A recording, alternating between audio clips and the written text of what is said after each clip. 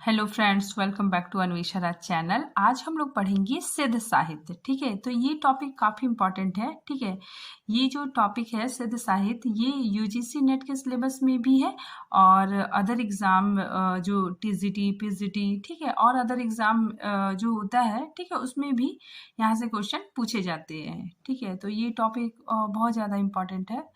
ठीक है, तो आज हम लोग सिद्ध साहित्य के बारे में पूरे डिटेल से पढ़ेंगे। ठीक है, चलिए पढ़ना स्टार्ट करते हैं। ठीक है, सिद्ध साहित्य, सबसे पहले हम लोग समझते हैं कि सिद्ध कौन थे। ठीक है, सबसे पहले हम लोग जानते हैं कि आखिर सिद्ध कौन थे। ठीक है, तो सिद्ध साहित्य कहाँ से, सिद्ध कहाँ से आए? बौद्ध धर्म से। ठीक है, देखिए यहाँ पे जो बौद्ध धर्म है, इसकी दो शाखाएं हुई। ठीक है, पहला हीनयान और दूसरा महायान। ठीक है, तो ये जो महायान है, ठीक है, तो महायान का अन्य नाम क्या क्या है? वर्जयान और सहजयान नाम से भी जाना जाता है। ठीक है, तो महायान को ब्रजयान और सहजयान के नाम से भी जाना जाता है। ठीक है, फिर देखिए इसीलिए इसका ये अन्य नाम है। और ये जो वर्जयान है, ठीक है, तो वर्जयानियों को ही सिद्ध कहा जाता है। ठीक है, तो ये जो वर्जयान है, ठीक है, वर्जयानियों को ही क्या कहा जाता है? सिद्ध कहा जाता है। आगे देखिए, जिन लोगों ने बौद्ध धर्म की शाखा महायान का प्रचार किया वे सिद्ध कहलाए। ठीक है, तो यहाँ पे हम लोग बहुत अच्छे से समझ गए कि जो लोग बौद्ध धर्म की जो शाखा है, ठीक है, महायान का प्रचार जिसने किया वही क्या कहलाए? सिद्ध कहलाए। ठीक है, तो ये जो महायान है, ठीक है, और जिन लोगों ने बौद्ध धर्म के महायान का प्रचार किया वही सिद्ध कहलाए। ठीक है, देखिए यहाँ पे मैंने और भी लिखा है कि सिद्धों द्वारा लिखा गया उपदेश संग्रह, ठीक है, या वाणी संग्रह सिद्ध साहित्य कहलाती है। ठीक है, मतलब सिद्धों द्वारा जो लिखा गया उपदेश संग्रह हो गया, ठीक है, या फिर उसकी वाणी सिद्ध साहित्य कहलाई। ठीक है, सिद्धों ने अपने धर्म के प्रचार प्रसार के लिए जो साहित्य की रचना किए वही सिद्ध साहित्य कहलाया। ठीक है, देखिए आगे, सिद्धों ने बौद्ध धर्म के वर्जयान तत्व का प्रचार करने के लिए जो साहित्य, ठीक है, जो साहित्य जन भाषा में लिखा। ठीक है, तो सिद्धों ने बौद्ध धर्म के प्रचार के लिए जो साहित्य जन भाषा, ठीक है, जो मतलब लोगों के बीच जो भाषा बोली जाती थी, ठीक है, तो उस भाषा के माध्यम से जो साहित्य लिखा वही सिद्ध साहित्य कहलाया। ठीक है, आगे देखिए, आप लोग को ये क्लियर हो गया होगा कि सिद्धों ने बौद्ध धर्म के प्रचार के लिए, ठीक है, जो साहित्य लिखा वही सिद्ध साहित्य है। ठीक है, ये सिद्ध साधना का प्रमुख केंद्र, ठीक है, सिद्ध साधना का प्रमुख केंद्र कहाँ था? तो श्री पर्वत था। ठीक है, देखिए इसको ऐसे भी क्वेश्चन पूछा जा सकता है कि ब्रजयान का केंद्र कहाँ है? तो श्री पर्वत। ठीक है, देखिए जो सिद्धों का जो प्रमुख केंद्र कहाँ था? तो श्री पर्वत। ठीक है, देखिए हालांकि ये बिहार से लेकर असम तक फैले हुए थे। ठीक है, तो ये सिद्ध बिहार से लेकर असम तक फैले हुए थे। अब देखिए हम लोग कुछ महत्वपूर्ण तथ्यों को देखेंगे। ठीक है, सबसे पहले देखिए, इन्होंने ब्रजयान मत का प्रचार पूर्वी क्षेत्र में बिहार से लेकर असम तक किया। ठीक है, तो ये काफी इंपॉर्टेंट है कि सिद्धों ने अपने मत का प्रचार कहाँ किया? तो पूर्वी क्षेत्र में। ठीक है, पूर्वी क्षेत्र में बिहार से लेकर असम तक किया। ठीक है, मतलब ये सिद्ध बिहार से लेकर असम तक फैले हुए थे। ठीक है, और अपने मत का प्रचार प्रसार करते थे। ठीक है, आगे देखिए, सिद्धों की वाणी, ठीक है, ये काफी इंपॉर्टेंट है कि सिद्धों की वाणी कैसी थी? तो संध्या भाषा या फिर शांत भाषा। ठीक है, देखिए संध्या भाषा मतलब क्या हो गया? अभ्रंश प्लस देसी भाषा। ठीक है, अभ्रंश और देसी भाषा का मिश्रण था इसमें। ठीक है, तो ये आप लोग याद रखिएगा कि सिद्धों की वाणी क्या है? तो संध्या भाषा या सांध भाषा। ठीक है, आगे देखिए, सिद्धों की जो भाषा है, ठीक है, सिद्धों की भाषा संध्या भाषा का नाम किसने दिया? मुनि दत्त और अद्वैत ब्रज ने दिया। ठीक, आगे देखिए, संध्या भाषा का अर्थ, इसका अर्थ क्या होता है? देखिए, अंतर साधनात्मक अनुभूति का संकेत करने वाली प्रतीक भाषा। ठीक है, तो ये भी काफी इंपॉर्टेंट है। नेक्स्ट देखिए, सिद्ध देश के पूर्वोत्तर, ठीक है, मतलब पूर्वी भागों में फैले हुए थे। ठीक है, तो देखिए ये सिद्ध कहाँ कहाँ थे? बिहार, ठीक है, बंगला, उड़ीसा, असम तक देश के पूर्वी क्षेत्रों तक ये फैले हुए थे, ठीक है, इनका व्यापक प्रभाव था, ठीक है। आगे देखिए प्रमुख केंद्र। अब इन सिद्धों का प्रमुख केंद्र कहाँ था, ठीक है, मतलब ये मतलब चारों तरफ घूमकर कहाँ पे मतलब रहते थे, ठीक है। तो ये बिहार के नालंदा और विक्रमशिला विद्यापीठ इनके अड्डे थे, ठीक है। तो ये बिहार के नालंदा और विक्रमशिला में रहते थे, ठीक है। देखिए ये जो विक्रमशिला है, ठीक है, इसकी स्थापना 8वीं सदी में हुई, ठीक है। और ये कहाँ पे था, भागलपुर में, ठीक है। और ये नालंदा विश्वविद्यालय कहाँ पे था, तो ये बिहार में, ठीक है। आगे देखिए बिहार में नालंदा और विक्रमशिला सदृश प्रसिद्ध विद्यापीठ इनके प्रमुख महत्वपूर्ण केंद्र थे, ठीक है। तो देखिए काफी इंपॉर्टेंट है, इनके महत्वपूर्ण केंद्र कहाँ थे, नालंदा और विक्रमशिला, ठीक है। देखिए जो सरहप्पा है ये नालंदा विश्वविद्यालय के ही शिक्षार्थी थे। आगे देखिए ये भी बहुत इंपॉर्टेंट है, देखिए यहाँ पे कि जब बख्तियार खिलजी ने नालंदा और विक्रमशिला को तहस नहस कर दिया था, ठीक है, ये मुस्लिम शासक था, ठीक है। और इसने क्या किया था, नालंदा और विक्रमशिला को तहस नहस कर दिया था, ठीक है। तो ये लोग मतलब ये सिद्ध लोग एक तरह से तितर बितर हो गए, ठीक है। और ऐसा कहा जाता है, ठीक है, ऐसा कहा जाता है कि इनमें से बहुत सारे सिद्ध, ज्यादातर सिद्ध तिब्बत देश चले गए थे। आगे देखिए राहुल सांकृत्यायन ने सिद्धों की संख्या, ठीक है, राहुल सांकृत्यायन जी ने सिद्धों की संख्या कितना बताई, 84 सिद्ध इन्होंने बताई है, ठीक है। 84 सिद्ध इन्होंने माना है। देखिए 84 सिद्धों की प्रामाणिक जानकारी हमें राहुल सांकृत्यायन के शोधों से मिलता है, ठीक है। तो जो राहुल सांकृत्यायन जी है इन्होंने ही 84 सिद्धों की बात की थी, ठीक है, इन्होंने ही उल्लेख किया था, ठीक है। देखिए हम लोग थोड़ा सा राहुल सांकृत्यायन जी के बारे में जानते हैं। देखिए राहुल सांकृत्यायन ने जो यात्राएं की, ठीक है, आप लोगों को पता होगा कि ये जो राहुल सांकृत्यायन है मतलब थे जो मतलब घुमक्कड़ कवि है, ठीक है, ये मतलब बहुत जगह यात्रा करते थे, ठीक है। तो इनकी यात्राएं तिब्बत, चीन, लद्दाख की यात्राएं की, ठीक है। और उन यात्राओं के दौरान इन्होंने सिद्ध साहित्य का संग्रह किया, ठीक है, तथा सिद्धों की वाणियों को संग्रहित करके उसे क्रमवार रूप से प्रस्तुत किया, ठीक है। तो ये याद रखिएगा आप लोग कि राहुल सांकृत्यायन जी ने ही 84 सिद्धों का उल्लेख किया है, ठीक। आगे देखिए जितने सारे सिद्ध हैं, ठीक है, उनके नाम के अंत पे पा जुड़ा होता है, ठीक है, सब में पा जुड़े होते हैं, ठीक है। और ये जो पा शब्द है ये मतलब आदर, ठीक है, आदर के लिए जोड़ा जाता है, ठीक है, इसीलिए यहाँ पे लिखा हुआ है कि पा आदरात्मक पाद शब्द है, ठीक है। तो ये जो जितने सारे सिद्ध हैं उनके नाम के अंत में पा जुड़ा होता है, ठीक है। और पा क्या होता है, आदर सूचक शब्द है, ठीक है। देखिए यहाँ पे प्रथम सिद्ध कौन थे, सरहप्पा, ठीक है। देखिए इसके नाम के अंत में भी पा जुड़ रहा है, ठीक है। आगे देखिए ये बहुत इंपॉर्टेंट है कि 84 सिद्धों में 3 महिला सिद्ध भी थी, ठीक है। तो 84 सिद्धों में 3 महिला सिद्ध भी थी, कौन कौन, देखिए लक्ष्मीकरा, ठीक है, मणिभद्रपा, ठीक है, इसमें पा लग रहा है, ठीक है, कन खलपा, ठीक है। फिर आगे देखिए कालीन काव्य की सामाजिक चेतना की पूर्व पीठिका सिद्ध साहित्य है, ठीक है। आगे देखिए कबीर दास में जो रूढ़ियों के विरोध का अक्खड़ फंड मिलता है वो सिद्धों की ही देन है, ठीक है। ये सब भी काफी इंपॉर्टेंट है। फिर देखिए ये बहुत इंपॉर्टेंट है, ठीक है, ये आप लोग याद रखिएगा, ठीक है, कि सिद्धों की रचनाएं, सिद्धों की जितनी रचनाएं हैं वो मुक्तक शैली में मिलती है। आगे देखिए इनके द्वारा रचित साहित्य के 3 भाग किए जा सकते हैं, ठीक है। इनके द्वारा रचित साहित्य को हम लोग 3 भागों में देख सकते हैं, ठीक है। पहला देखिए नीति आचार्य में, ठीक है, उपदेशनात्मक, इनकी रचनाओं में उपदेशनात्मक भी देखने को मिलता है, ठीक है, नीति की बातें भी हुई है, ठीक है, और रहस्यवाद भी देखने को मिलता है, ठीक है। अब हम लोग देखेंगे सिद्ध साहित्य की विशेषताएं, ठीक है। सबसे प्रमुख विशेषता है इसमें महासुखवाद, ठीक है।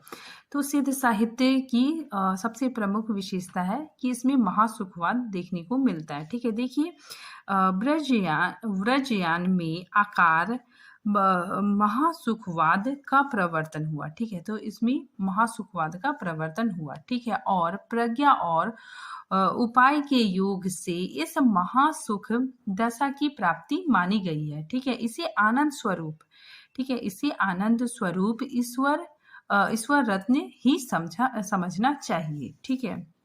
आगे देखिए ये बहुत इम्पोर्टेंट है। यह पंच मकार में विश्वास रखते थे, ठीक है। तो ये जो सिद्ध थे, ठीक है, ये पंच मकार में विश्वास रखते थे, ठीक है। मतलब देखिए पंच मकार क्या होता है, देखिए पंच मकार में मांस, मछली, मदिरा, मुद्रा और मैथुन आता है, ठीक है। इसमें देखिए जो पंच मकार जो पद्धति है, ठीक है, इसमें 5 माह है, ठीक है। देखिए सब में माँ आ रहा है, ठीक है, तो इसमें क्या है 5 माह है, ठीक है, इसीलिए इसका नाम पंचमकार पड़ा, ठीक है। और पंचमकार में जो ये सिद्ध लोग मतलब विश्वास करते थे, ठीक है। ये लोग मतलब कैसे होते थे, ठीक है, ये मतलब मांस, मछली, ठीक है, मदिरा, मुद्रा, मैथुन ये सब का सेवन करते थे, ठीक है। ये अपने साधना में ये सब चीजों को इंक्लूड करते थे, ठीक है। फिर नेक्स्ट देखिए तंत्र साधना, ठीक है। तो ये सिद्ध लोग तंत्र साधना में भी विश्वास रखते थे, ठीक है। देखिए ये तंत्र मंत्र की साधना के द्वारा ही सिद्धि प्राप्त करना चाहते थे, ठीक है। तो ये तंत्र मंत्र की साधना के द्वारा ही सिद्धि प्राप्त करते थे, ठीक है। और ये तांत्रिक अनुष्ठान करते थे, ठीक है। और ये देखिए ये जो सिद्ध थे ये शिव शक्ति के उपासक थे, ठीक है। मतलब ये शिव के उपासक थे, ठीक है। फिर आगे देखिए स्त्री भोग, ठीक है, ये मतलब स्त्री भोगी भी होते थे, ठीक है। देखिए सिद्धि प्राप्ति करने के लिए स्त्री का योग या फिर स्त्री का सेवन आवश्यक था, ठीक है। तो ये लोग अपनी सिद्धि प्राप्ति करने के लिए स्त्री का भोग करना आवश्यक समझते थे, ठीक है, इनके लिए आवश्यक था, ठीक है। आगे देखिए सिद्ध इसे ही शक्ति योगिनी या महामुद्रा कहते थे, ठीक है। मतलब स्त्री सेवन को ही ये लोग स्त्री शक्ति योगिनी और महामुद्रा कहते थे, ठीक है। आगे देखिए इस प्रकार धर्म के नाम पर दुराचार फैल रहा था, ठीक है। मतलब इतने सारे दुराचार थे, ठीक है। ये धर्म के नाम पे समाज में बुराइयां, ठीक है, विसंगति और दुराचार फैल रहा था। आगे देखिए स्त्रियों का प्रयोग, ठीक है। ये जो स्त्री का मतलब भोग करते थे, ठीक है, और उसके बाद फिर वो उन स्त्रियों को छोड़ देते थे, ठीक है। उन स्त्रियों को ये डोमनी, ठीक है, भैरवी और योगिनी कहते थे, ठीक है। तो उनको जिन स्त्रियों का ये उपभोग करते थे, ठीक है, भोग करते थे, तो उन स्त्रियों को ये डोमनी, भैरवी और योगिनी कहते थे, ठीक है। आगे देखिए सिद्धों ने समाज में, देखिए इसमें कुछ अच्छाई भी थी। देखिए सिद्धों ने समाज में व्याप्त वर्ण व्यवस्था, ठीक है, बाह्य आडंबरों, ठीक है, कर्म कांड, पूजा पाठ, ठीक है, तीर्थयाटन, इन सब का विरोध किया, ठीक है। तो जो ये सिद्ध थे, ठीक है, इन्होंने समाज में जो फैली बुराइयां थी, ठीक है, समाज में फैला जो बाह्य आडंबर था, ठीक है, वर्ण व्यवस्था था, ठीक है, इन सबों का भी विरोध किया। देखिए लिंगगत व्यवस्था का विरोध किया, ठीक है। मतलब समाज में जो ऊंची जाति, नीची जाति, ठीक है, इस सब का जो भेदभाव था, ठीक है, उसका भी विरोध किया, ठीक है। आगे देखिए जो सिद्ध थे, ठीक है, उनके वे निर्वाण प्राप्ति के लिए स्त्री भोग आवश्यक मानते थे, ठीक है। मतलब मोक्ष प्राप्ति करने के लिए, ठीक है, निर्वाण प्राप्ति करने के लिए ये स्त्री का भोग आवश्यक मानते थे, ठीक है। फिर आगे देखिए इनकी जो भाषा थी वो क्या थी, अपभ्रंश और देश भाषा का मिक्सअप था, ठीक है। फिर देखिए ये जो लाइन है ये बहुत इंपॉर्टेंट है, आचार्य रामचंद्र शुक्ल जी ने कहा है। देखिए क्या कहा है, कैसा ही शुद्ध और सात्विक धर्म हो, गुहा और रहस्य के प्रवेश से वह किस प्रकार विकृत और पाखंडपूर्ण हो जाता है, ठीक है, व्रजयान इसका प्रमाण है, ठीक है। तो ये कथन किसका है, आचार्य रामचंद्र शुक्ल जी का है, ठीक है। जो सिद्ध साहित्य था, ठीक है, उसमें मतलब ये जो पंचमकार करते थे, ठीक है, स्त्री भोग मतलब इनके लिए आवश्यक था, ठीक है। तो ये सारी चीजें मतलब इसमें क्या होने लगा, इसमें बुराइयां और विसंगतियां होने लगी, ठीक है। इनके मतलब ये धर्म के नाम पर लोगों में या फिर समाज में बुराइयां फैल रही थी। आगे देखिए सिद्ध साहित्यकार एवं साहित्य, ठीक है। सबसे पहले हम लोग देखते हैं सरहप्पा, ठीक है, सरहप्पा के बारे में हम लोग पढ़ते हैं, ठीक है, यहाँ से भी क्वेश्चन आता है। देखिए प्रथम सिद्ध कौन माने जाते हैं? सरहप्पा, ठीक है। तो प्रथम सिद्ध सरहप्पा को हिंदी का प्रथम कवि माना जाता है, ठीक है। तो ये काफी इंपॉर्टेंट है, हिंदी का प्रथम कवि किसे माना गया है? तो सरहप्पा को माना गया है, ठीक है। फिर देखिए सरहप्पा के अन्य नाम कौन कौन है? सरोज व्रज, ठीक है, राहुल भ्रद आदि नामों से जाना जाता है, ठीक। आगे देखिए राहुल सांकृत्यायन के अनुसार इनका समय, ठीक है, इनका समय 769 ईस्वी माना गया है। आगे देखिए इनकी द्वारा रचित 32 ग्रंथ हैं, ठीक है, 32 ग्रंथ उपलब्ध है, ठीक है, जिनमें दोहा कोश सबसे प्रसिद्ध है, ठीक है। देखिए इनकी रचना दोहा कोश अभ्रंश भाषा में रचित है, ठीक है, तो काफी इंपॉर्टेंट है, ठीक है। तो आप लोग याद रखिएगा जो सरहप्पा का प्रसिद्ध रचना दोहा कोश है ये अभ्रंश भाषा में रचित है, ठीक है। आगे देखिए दोहा कोश का संपादन डॉक्टर प्रबोध चंद्र बागची ने किया है, ठीक है, काफी इंपॉर्टेंट है। इसमें सरहप्पा, ठीक है, तिलोपा और कन्हप्पा के दोहे संग्रहित हैं, ठीक है। आगे देखिए हरप्रसाद शास्त्री, ठीक है, हरप्रसाद शास्त्री ने सिद्धों की रचनाओं का संग्रह बंगला अक्षर में बौद्ध गान ओ दुहा के नाम से निकाला था, ठीक है। तो ये भी काफी इंपॉर्टेंट है, ठीक है। आगे देखिए हिंदी में स्वर प्रथम चौपाई और दोहा पद्धति का प्रयोग इन्हीं की रचनाओं में मिलता है, ठीक है। तो जो हिंदी का जो स्वर प्रथम चौपाई और दोहा पद्धति सरहप्पा के रचनाओं में देखने को मिलता है। आगे देखिए डॉक्टर भट्टाचार्य ने इन्हें बंगला भाषा का प्रथम कवि माना है, ठीक है। आगे देखिए इन्होंने पाखंड आडंबर, ठीक है, ये काफी इंपॉर्टेंट है, सरहप्पा जी ने पाखंड आडंबर आदि का विरोध किया, ठीक है, तथा गुरु सेवा को महत्व दिया, ठीक है। तो ये गुरु सेवा को भी महत्व देते थे, ठीक है। देखिए सरहप्पा की ही लाइन है कि गुरु बिन ज्ञान ना पहले रे भैला, ठीक है। आगे देखिए अब हम लोग पढ़ते हैं सबरप्पा, ठीक है। देखिए सबरप्पा का जो जन्म है, ठीक है, ये क्षत्रिय कुल में इनका जन्म हुआ, ठीक है, और इनके गुरु का नाम सरहप्पा है, ठीक है, ये काफी इंपॉर्टेंट है, ठीक है। आप लोग याद रखिएगा कि सबरप्पा सरहप्पा के शिष्य थे, ठीक है। तो जो ये सबरप्पा है ये सरहप्पा के शिष्य थे, ठीक है, और इनका जन्म 780 ईस्वी माना गया है, ठीक है। फिर आगे देखिए सबरों की भांति जीवन व्यतीत करने के कारण ये सबरप्पा कहलाए, ठीक है, और इनकी प्रसिद्ध रचना कौन सी है? चर्यापद, ठीक है। तो सबरप्पा की प्रसिद्ध ग्रंथ कौन सा है? तो चर्यापद है, ठीक है, और चर्यापद अवहट भाषा में रची गई है, ठीक है, और ये माया मोह के विरोधी थे, ठीक है, तथा सहज जीवन पर बल देते थे, ठीक है। जो ये सबरप्पा है ये माया मोह के विरोधी थे और सहज जीवन जीने को बल देते थे। देखिए चर्यापद एक प्रकार का गीत है, ठीक है, जो अनुष्ठानों के समय गाया जाता है। लुइपा, ठीक है, लुइपा के बारे में हम लोग पढ़ते हैं, ठीक है। देखिए ये कायस्थ परिवार से संबंध रखते थे, ठीक है, और इनके गुरु का नाम, ठीक है, याद रखिएगा आप लोग, लुइपा के गुरु का नाम क्या था? सबरप्पा, ठीक है।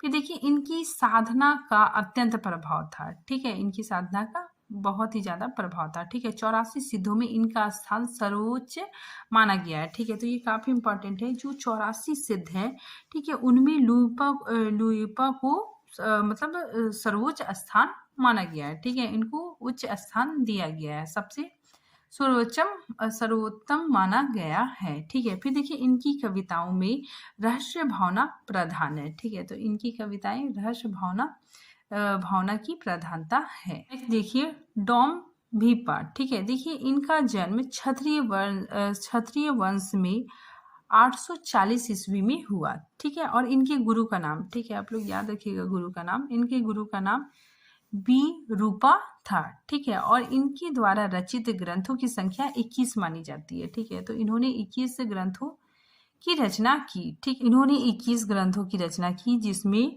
डोम्बी गीतिका, ठीक है, योगचर्या और अक्षर द्विकोपदेश इनकी प्रसिद्ध रचना है, ठीक है। नेक्स्ट देखिए कन्हप्पा, ठीक है, कन्हप्पा के बारे में हम लोग पढ़ते हैं, ठीक है। देखिए ये कर्नाटक में ब्राह्मण वंश में पैदा हुए, ठीक है, मतलब ये ब्राह्मण थे, ठीक है, और इनका जन्म 820 ईस्वी में माना जाता है, ठीक है। इनके ग्रंथों की संख्या कितना है?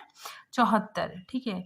तो इनके ग्रंथों की संख्या 74 बताई गई है, ठीक है। इन्होंने शास्त्रीय रूढ़ियों का खंडन किया, ठीक है। तो इन्होंने शास्त्रीय रूढ़ियों का खंडन किया, ठीक है। ये एक दार्शनिक कवि है, ठीक है। ये याद रखिएगा आप लोग, ये एक दार्शनिक कवि है, ठीक है। कन्हप्पा पांडित्य और कवित्व में बेजोड़ थे, ठीक है। ये कहना किसका है? राहुल शंकरित्यायन जी का कहना है, ठीक है। तो राहुल शंकरित्यायन जी ने कहा है कि कन्हप्पा पांडित्य और कवित्व में बेजोड़ थे। आगे देखिए कुकरिप्पा, ठीक है। देखिए इनका जन्म कपिलवस्तु में ब्राह्मण परिवार में हुआ, ठीक है। तो इनका जन्म ब्राह्मण परिवार में हुआ, ठीक है। और इनके जन्म काल के विषय में ठीक ठीक ज्ञात नहीं है, ठीक है। मतलब इनका जन्म काल ठीक ठीक पता नहीं है, ठीक है। लेकिन इनके गुरु का नाम, ठीक है, इनके गुरु का नाम चरपटिया था, ठीक है। और इनके द्वारा लिखे गए ग्रंथों की संख्या 16 बताई गई है, ठीक है। तो इनके द्वारा 16 ग्रंथ लिखे गए हैं।